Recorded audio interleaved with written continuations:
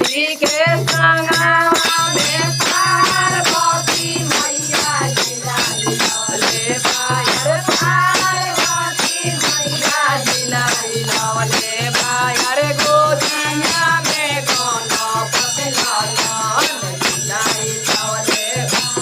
गोदिया में गणपति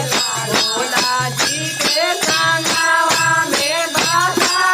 भैलवा जिलाले अरे बासा भैलवा जिलाले अरे भोला जी के रूपमाया बोल जिलाले भोला जी के रूपमाया भोला जी के संगवा में बासा भैलवा जिलाले अरे बासा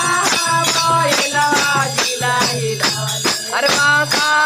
करले हर होर जिलाले अरे बासा करले हर होर जिलाले अरे बासा करले हर होर जिला। जय शंकर भगवान की जय।